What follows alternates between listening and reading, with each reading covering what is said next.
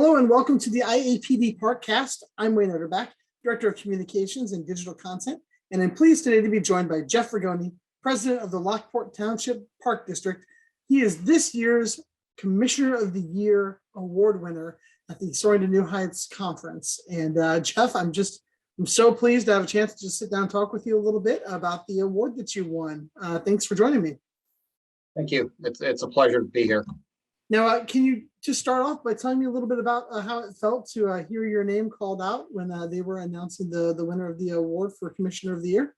Well, I kind of knew it was coming because during lunch I had to use the restroom, and I came back in and I happened to glance over at where the Lockport table was, and I saw the back of two heads, and I knew instantly it was my son and my brother.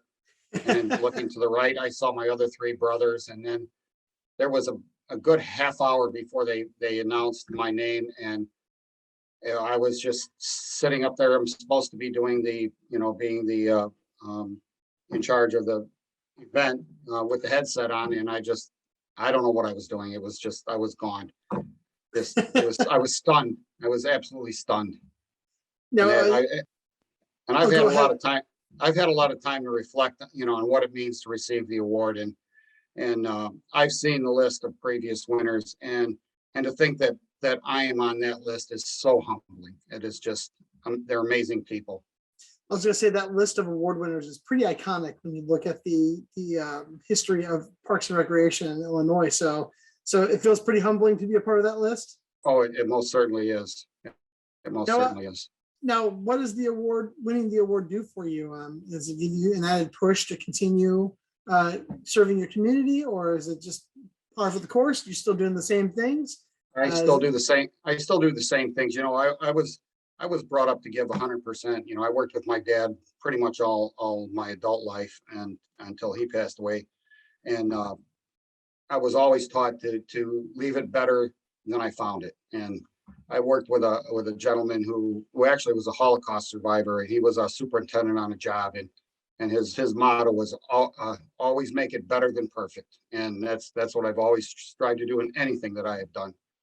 On days that I wake up and I have a park meeting, or I have to evaluate a park district for the accreditation committee, anything that has to do with parks, I don't think that I have to do it.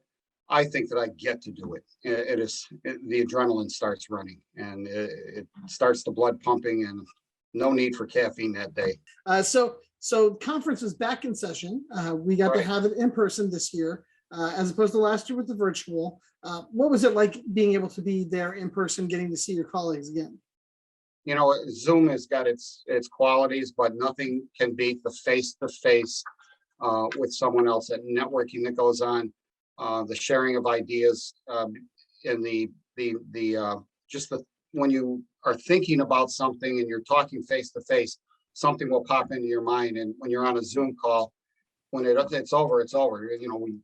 In conference, you're there for a number of days. You can go find the person and relate to them what you were thinking.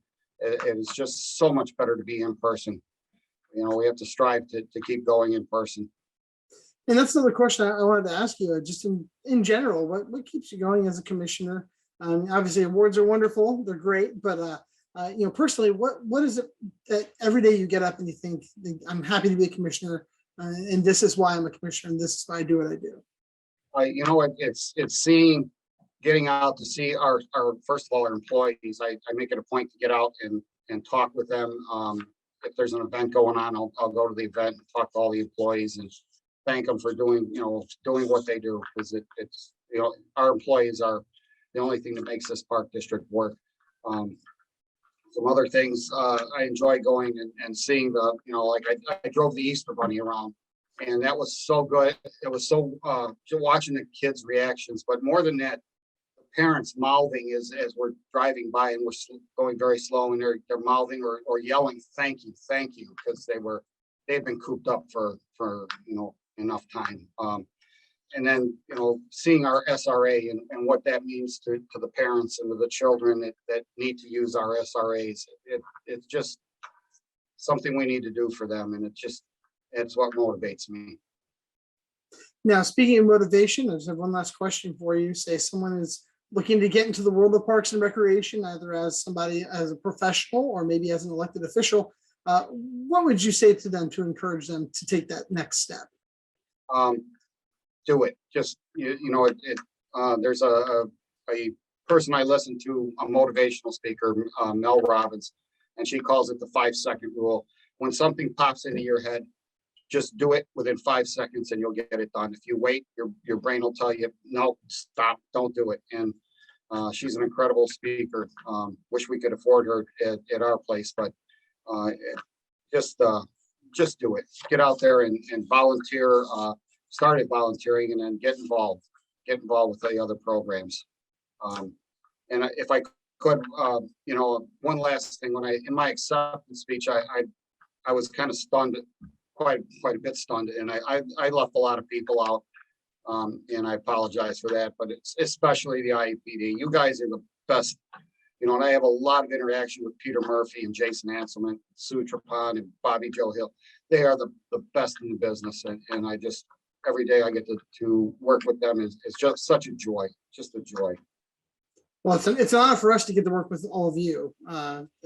Obviously the hard work that all of you put in your communities really makes everything as amazing as it is throughout the state. So I thank you for all of your service and for what you've given your community and what you've helped teach other commissioners. You guys network back and forth, you take best practices and you trade them, and you really build on some of the strong foundations some of our park districts have put together. And it's amazing the work that everybody in the state does. And it's also varied and it's also different, but it's so impressive how uniform it is in the quality and the benefits that it provides to our communities. So thank you so much, Jeff, for that and for staying down and just talking with me for a little bit.